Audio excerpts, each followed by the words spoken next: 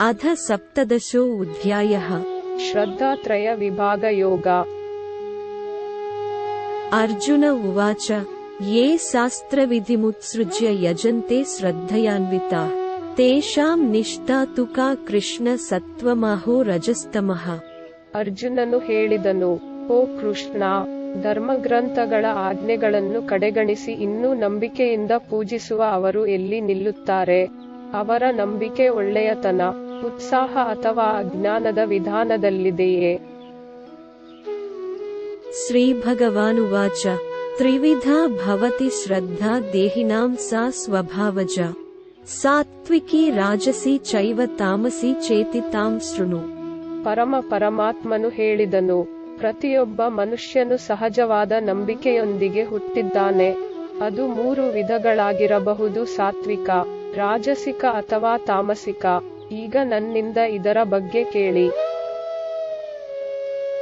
सत्त्वानुरूपा सर्वस्य श्रद्धा भवति भारत श्रद्धामयो उयं पुरुषो यो यच्छ्रद्धः स एव सः। ಎಲ್ಲ ಮಾನವರ ನಂಬಿಕೆಯು ಅವರ ಮನಸ್ಸಿನ ಸ್ವಭಾವಕ್ಕೆ ಅನುಗುಣವಾಗಿರುತ್ತದೆ. ಎಲ್ಲಾ ಜನರು ನಂಬಿಕೆಯನ್ನು ಹೊಂದಿದ್ದಾರೆ ಮತ್ತು ಅವರ ನಂಬಿಕೆಯ ಸ್ವರೂಪ ಏನೇ ಇರಲಿ, ಅದು ನಿಜವಾಗಿಯೂ ಅವರು यजन्ते सात्विका देवान्यक्षरक्षांसि राजसाः प्रेतान् भूतगणांश्चान्ये यजन्ते तामसा जनाः। ಒಳ್ಳೆಯತನದ ಕ್ರಮದಲ್ಲಿರುವವರು ಆಕಾಶ ದೇವತೆಗಳನ್ನು ಪೂಜಿಸುತ್ತಾರೆ. ಭಾವೋದ್ರೇಕದ ವಿಧಾನದಲ್ಲಿರುವವರು ಯಕ್ಷರು ಮತ್ತು ರಾಕ್ಷಸರನ್ನು ಪೂಜಿಸುತ್ತಾರೆ. ಅಜ್ಞಾನದ ವಿಧಾನದಲ್ಲಿರುವವರು ದೆವ್ವ ಮತ್ತು ಆತ್ಮಗಳನ್ನು ಪೂಜಿಸುತ್ತಾರೆ. अशास्त्रविहितं घोरं तप्यन्ते ये तपो जनाः दम्भाहंकारसंयुक्ताः कामरागबलान्विताः कर्षयन्तः शरीरस्थं भूतग्राममचेतसः मां चैवान्तः शरीरस्थं तान्विद्यासुरनिश्चयान्। ಅಡ್ಡಗೆರೆ, ಅಲ್ಪವಿರಾಮ ಅಲ್ಪವಿರಾಮ ಅಲ್ಪವಿರಾಮ ಅಲ್ಪವಿರಾಮ. ಕೆಲವರು ಕಠೋರವಾದ ತಪಸ್ಸನ್ನು ಮಾಡುತ್ತಾರೆ. ಅದು ಧರ್ಮಗ್ರಂಥಗಳಿಂದ ವಿಧಿಸಲ್ಪಟ್ಟಿಲ್ಲ, ಆದರೆ ಬೂಟಾಟಿಕೆ ಮತ್ತು ಅಹಂಕಾರದಿಂದ ಪ್ರೇರೇಪಿಸಲ್ಪಟ್ಟಿದೆ. ಬಯಕೆ ಮತ್ತು ಬಾಂಧವ್ಯದಿಂದ ಪ್ರೇರೇಪಿಸಲ್ಪಟ್ಟ ಅವರು ತಮ್ಮ ದೇಹದ ಅಂಶಗಳನ್ನು ಮಾತ್ರವಲ್ಲದೆ ಅವರಲ್ಲಿ ಪರಮಾತ್ಮನಾಗಿ ವಾಸಿಸುವ ನನ್ನನ್ನು ಸಹ ಹಿಂಸಿಸುತ್ತಾರೆ. ಈ ಬುದ್ಧಿಹೀನ ಜನರನ್ನು ರಾಕ್ಷಸ ಸಂಕಲ್ಪಗಳೆಂದು ತಿಳಿಯಿರಿ. ಆಹಾರಸ್ತ್ವಪಿ ಸರ್ವಸ್ಯ ತ್ರಿವಿಧೋ ಭವತಿ ಪ್ರಿಯಃ ಯಂಸ್ತಪಸ್ತಥಾ ದಾನಂ ತೇಷಾಂ ಭೇದಮಿಮಂ ಶೃಣು. ಜನರು ಆದ್ಯತೆ ನೀಡುವ ಆಹಾರವು ಅವರ ಸ್ವಭಾವಕ್ಕೆ ಅನುಗುಣವಾಗಿರುತ್ತದೆ. ಅವರು ಒಲವು ತೋರುವ ಅಥವಾ ಪೂರ್ವಭಾವಿ, ತ್ಯಾಗ, ಸಂಯಮ ಮತ್ತು ದಾನಕ್ಕೆ ಇದು ನಿಜವಾಗಿದೆ. ಈಗ ನನ್ನಿಂದ ವ್ಯತ್ಯಾಸಗಳನ್ನು ಕೇಳಿ. ಆಯುಃ ಸತ್ವ ಬಲಾರೋಗ್ಯ ಸುಖ ಪ್ರೀತಿ ವಿವರ್ಧನಾ ರಸ್ಯಾಃ ಸ್ನಿಗ್ಧಾಃ ಸ್ಥಿರಾಃ ಹೃದಯ ಆಹಾರಾಃ ಸಾತ್ವಿಕ ಪ್ರಿಯಾಃ. ಒಳ್ಳೆಯತನದ ವಿಧಾನದಲ್ಲಿರುವ ವ್ಯಕ್ತಿಗಳು ಜೀವಿತಾವಧಿಯನ್ನು ಉತ್ತೇಜಿಸುವ ಮತ್ತು ಸದ್ಗುಣ, ಶಕ್ತಿ, ಆರೋಗ್ಯ, ಸಂತೋಷ ಮತ್ತು ತೃಪ್ತಿಯನ್ನು ಹೆಚ್ಚಿಸುವ ಆಹಾರವನ್ನು ಬಯಸುತ್ತಾರೆ. ಅಂತಹ ಆಹಾರಗಳು ರಸಭರಿತ, ಪೋಷಣೆ ಮತ್ತು ಸ್ವಾಭಾವಿಕವಾಗಿ ರುಚಿಕರವಾಗಿರುತ್ತವೆ. ಕಟ್ವಮ್ಲಲವನಾತ್ಯುಷ್ಣತೀಕ್ಷ್ಣವೃಕ್ಷವಿದಾಹಿನಃ ಆಹಾರ ರಾಜಸಶ್ರೇಷ್ಠ ದುಃಖಸೋಕಾಮಯಪ್ರದಾ. ತುಂಬಾ ಕಹಿ, ತುಂಬಾ ಹುಳಿ, ಉಪ್ಪು, ತುಂಬಾ ಬಿಸಿ, ಕಟುವಾದ, ಒಣ ಮತ್ತು ಮೆಣಸಿನಕಾಯಿಗಳಿಂದ ತುಂಬಿರುವ ಆಹಾರಗಳು ಉತ್ಸಾಹದ ವಿಧಾನದಲ್ಲಿರುವ ವ್ಯಕ್ತಿಗಳಿಗೆ ಪ್ರಿಯವಾಗಿವೆ. ಅಂತಹ ಆಹಾರಗಳು ನೋವು, ದುಃಖ ಮತ್ತು ರೋಗವನ್ನು ಉಂಟುಮಾಡುತ್ತವೆ. ಯಾತಯಾಮಂ ಗತರಸಂ ಪೂತಿ ಪರ್ಯುಷಿತಂ ಚ ಯತ್ ಉಚ್ಛಿಷ್ಟಮಪಿ ಚಾಮೇಧ್ಯಂ ಭೋಜನಂ ತಾಮಸಪ್ರಿಯಂ.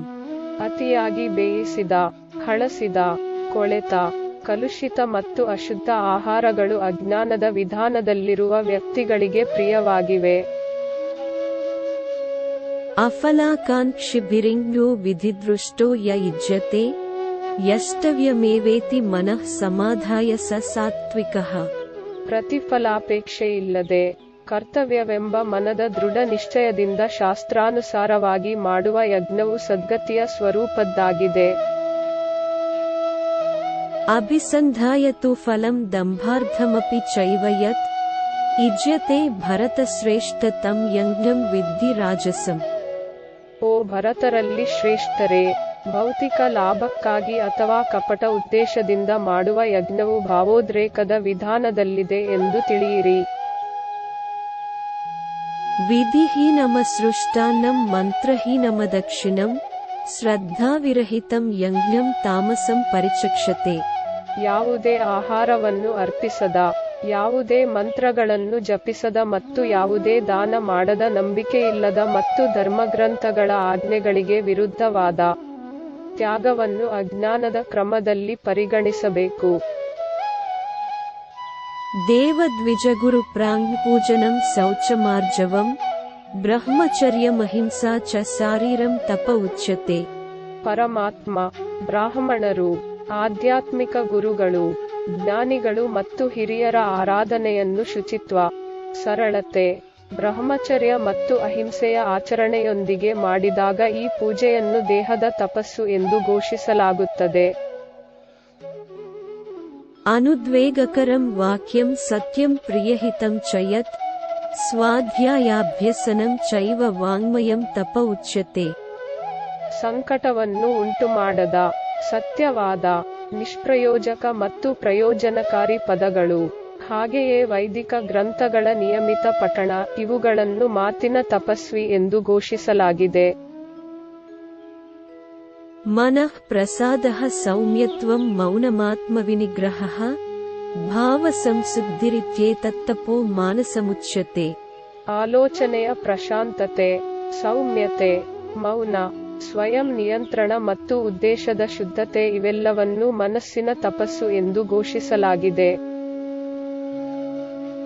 ಶ್ರದ್ಧೆಯ ಪರಯ ತಪ್ತಂ ತಪಸ್ತತ್ರಿವಿಧಂ ನರೈಃ ಅಫಲಾಕಾಂಕ್ಷಿಭಿರ್ಯುಕ್ತೈಃ ಸಾತ್ವಿಕಂ ಪರಿಚಕ್ಷತೆ. ಉತ್ಕಟ ನಂಬಿಕೆಯನ್ನು ಹೊಂದಿರುವ ಭಕ್ತ ವ್ಯಕ್ತಿಗಳು ಭೌತಿಕ ಪ್ರತಿಫಲಗಳಿಗಾಗಿ ಹಂಬಲಿಸದೆ ಈ 3 ಪಟ್ಟು ತಪಸ್ಸನ್ನು ಅಭ್ಯಾಸ ಮಾಡಿದಾಗ ಅವರು ಒಳ್ಳೆಯತನದ ಕ್ರಮದಲ್ಲಿ ತಪಸ್ಸಿನವರು ಎಂದು ಗೊತ್ತುಪಡಿಸುತ್ತಾರೆ. ಸತ್ಕಾರಮಾನ ಪೂಜಾರ್ಥಂ ತಪೋ ದಂಭೇನ ಚೈವ ಯತ್ ಕ್ರಿಯತೆ ತದಿಹ ಪ್ರೋಕ್ತಂ ರಾಜಸಂ ಚಲಮಧ್ರುವಂ. ಗೌರವ ಮತ್ತು ಆರಾಧನೆಯನ್ನು ಗಳಿಸುವ ಸಲುವಾಗಿ ಆಡಂಬರದಿಂದ ನಡೆಸುವ ತಪಸ್ಸು ಉತ್ಸಾಹದ ಕ್ರಮದಲ್ಲಿದೆ. ಇದರ ಪ್ರಯೋಜನಗಳು ಅಸ್ಥಿರ ಮತ್ತು ತಾತ್ಕಾಲಿಕ. ಮೂಢಗ್ರಾಹೇಣಾತ್ಮನೋ ಯತ್ಪೀಡಯಾ ಕ್ರಿಯತೆ ತಪಃ ಪರಸ್ಯೋತ್ಸಾದನಾರ್ಥಂ ವಾ ತತ್ತಾಮಸಮುದಾಹೃತಂ. ಗೊಂದಲಮಯ ಕಲ್ಪನೆಗಳನ್ನು ಹೊಂದಿರುವವರು ನಿರ್ವಹಿಸುವ ಕಠಿಣತೆ, ಮತ್ತು ಇದು ಸ್ವಯಂ ಹಿಂಸಿಸುವುದನ್ನು ಅಥವಾ ಇತರರಿಗೆ ಹಾನಿ ಮಾಡುವುದನ್ನು ಒಳಗೊಂಡಿರುತ್ತದೆ, ಅಜ್ಞಾನದ ಕ್ರಮದಲ್ಲಿ ವಿವರಿಸಲಾಗಿದೆ. ದಾತವ್ಯಮಿತಿ ಯದ್ದಾನಂ ದೀಯತೆ ಉನುಪಕಾರಿಣೆ ದೇಸೆ ಕಾಲೇ ಚ ಪಾತ್ರೆ ಚ ತದ್ದಾನಂ ಸಾತ್ವಿಕಂ ಸ್ಮೃತಂ. ಪ್ರತಿಯಾಗಿ ಏನನ್ನೂ ಪರಿಗಣಿಸದೆ ಸರಿಯಾದ ಸಮಯದಲ್ಲಿ ಮತ್ತು ಸರಿಯಾದ ಸ್ಥಳದಲ್ಲಿ ನೀಡುವುದು ಸರಿಯಾಗಿರುವುದರಿಂದ ಯೋಗ್ಯ ವ್ಯಕ್ತಿಗೆ ನೀಡಿದ ದಾನವು ಒಳ್ಳೆಯತನದ ಕ್ರಮದಲ್ಲಿದೆ ಎಂದು ಹೇಳಲಾಗುತ್ತದೆ.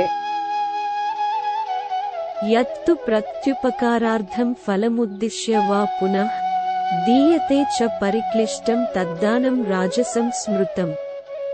ಆದರೆ ಹಿಂಜರಿಕೆಯಿಂದ, ಪ್ರತಿಫಲದ ನಿರೀಕ್ಷೆಯೊಂದಿಗೆ ಅಥವಾ ಪ್ರತಿಫಲದ ನಿರೀಕ್ಷೆಯೊಂದಿಗೆ ನೀಡಿದ ದಾನವನ್ನು ಭಾವೋದ್ರೇಕದ ವಿಧಾನದಲ್ಲಿ ಹೇಳಲಾಗುತ್ತದೆ.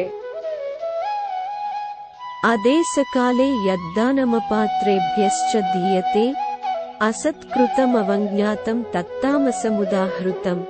ಮತ್ತು ಅನರ್ಹ ವ್ಯಕ್ತಿಗಳಿಗೆ ತಪ್ಪಾದ ಸ್ಥಳದಲ್ಲಿ ಮತ್ತು ತಪ್ಪಾದ ಸಮಯದಲ್ಲಿ ನೀಡಲಾದ ದಾನವನ್ನು ಗೌರವವನ್ನು ತೋರಿಸದೆ ಅಥವಾ ತಿರಸ್ಕಾರದಿಂದ ಅಜ್ಞಾನದ ಸ್ವರೂಪವೆಂದು ಪರಿಗಣಿಸಲಾಗಿದೆ.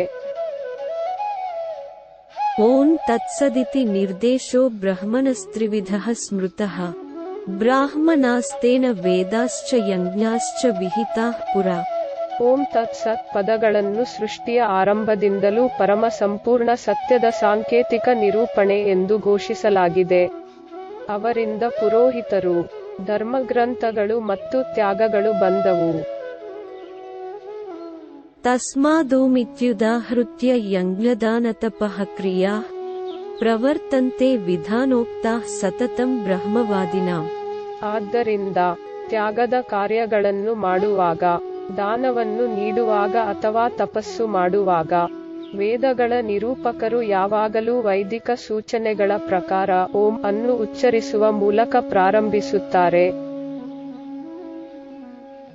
ತದಿತ್ಯನಭಿಸಂಧಾಯ ಫಲಂ ಯಂಗ್ಲತಪಃ ಕ್ರಿಯಾ ದಾನಕ್ರಿಯಾಶ್ಚ ವಿವಿಧಾಃ ಕ್ರಿಯಂತೆ ಮೋಕ್ಷಕಾಂಕ್ಷಿಭಿಃ. ಫಲಪ್ರದ ಪ್ರತಿಫಲಗಳನ್ನು ಅಪೇಕ್ಷಿಸದ, ಆದರೆ ಭೌತಿಕ ತೊಡಕುಗಳಿಂದ ಮುಕ್ತರಾಗಲು ಬಯಸುವ ವ್ಯಕ್ತಿಗಳು ಸಂಯಮ, ತ್ಯಾಗ ಮತ್ತು ದಾನದ ಕ್ರಿಯೆಗಳೊಂದಿಗೆ ತತ್ ಪದವನ್ನು ಉಚ್ಚರಿಸುತ್ತಾರೆ. ಸದ್ಭಾವೇ ಸಾಧುಭಾವೇ ಚ ಸದಿತ್ಯೇತತ್ ಪ್ರಯುಜ್ಯತೆ ಪ್ರಶಸ್ತೆ ಕರ್ಮಣಿ ತಥಾ ಸತ್ಶಬ್ದಃ ಪಾರ್ಥ ಯುಜ್ಯತೆ ಯಂಗ್ಲೇ ತಪಸಿ ದಾನೇ ಚ ಸ್ಥಿತಿ ಸದಿತಿ ಚೋಚ್ಯತೆ ಕರ್ಮ ಚೈವ ತದರ್ಥೀಯಂ ಸದಿತ್ಯೇವಾಭಿಧೀಯತೆ. ಅಡ್ಡಗೆರೆ ಅಲ್ಪವಿರಾಮ ಅಲ್ಪವಿರಾಮ ಅಲ್ಪವಿರಾಮ ಅಲ್ಪವಿರಾಮ ಅಲ್ಪವಿರಾಮ. ಸತ್ ಎಂಬ ಪದದ ಅರ್ಥ ಶಾಶ್ವತ ಅಸ್ತಿತ್ವ ಮತ್ತು ಒಳ್ಳೆಯತನ. ಓ ಅರ್ಜುನ್, ಇದನ್ನು ಮಂಗಳಕರ ಕ್ರಿಯೆಯನ್ನು ವಿವರಿಸಲು ಸಹ ಬಳಸಲಾಗುತ್ತದೆ. ತ್ಯಾಗ, ತಪಸ್ಸು ಮತ್ತು ದಾನಗಳ ಸಾಧನೆಯಲ್ಲಿ ಸ್ಥಾಪಿತವಾಗುವುದನ್ನು ಸತ್ ಎಂಬ ಪದದಿಂದ ವಿವರಿಸಲಾಗಿದೆ ಮತ್ತು ಅಂತಹ ಉದ್ದೇಶಗಳಿಗಾಗಿ ಯಾವುದೇ ಕಾರ್ಯವನ್ನು ಸತ್ ಎಂದು ಕರೆಯಲಾಗುತ್ತದೆ. ಅಶ್ರದ್ಧಯಾ ಹುತಂ ದತ್ತಂ ತಪಸ್ತಪ್ತಂ ಕೃತಂ ಚ ಯತ್ ಅಸದಿತ್ಯುಚ್ಯತೆ ಪಾರ್ಥನ ಚ ತತ್ಪ್ರೇಪ್ಯನೋ ಇಹ. ಓ ಪೃತಪುತ್ರನೇ, ತ್ಯಾಗ, ದಾನ ಅಥವಾ ತಪಸ್ಸಿನ ಯಾವುದೇ ಕಾರ್ಯಗಳನ್ನು ನಂಬಿಕೆಯಿಲ್ಲದೆ ಮಾಡಲಾಗುತ್ತದೆ. ಅದನ್ನು ಅಸತ್ ಎಂದು ಕರೆಯಲಾಗುತ್ತದೆ. ಅವರು ಇಹಲೋಕದಲ್ಲಿ ಮತ್ತು ಪರಲೋಕದಲ್ಲಿ ನಿಷ್ಪ್ರಯೋಜಕರಾಗಿದ್ದಾರೆ. ಓಂ ತತ್ಸದಿತಿ ಶ್ರೀಮದ್ಭಗವದ್ಗೀತಾಸೂಪನಿಷತ್ಸು ಬ್ರಹ್ಮವಿದ್ಯಾಯಾಂ ಯೋಗಶಾಸ್ತ್ರೇ ಶ್ರೀಕೃಷ್ಣಾರ್ಜುನ ಸಂವಾದೆ ಶ್ರದ್ಧಾತ್ರಯ ವಿಭಾಗಯೋಗೋ ನಾಮ ಸಪ್ತದಶೋ ಅಧ್ಯಾಯಃ. ಶ್ರದ್ಧಾತ್ರಯ ವಿಭಾಗ ಯೋಗದ ಸಮಾಪ್ತಿ.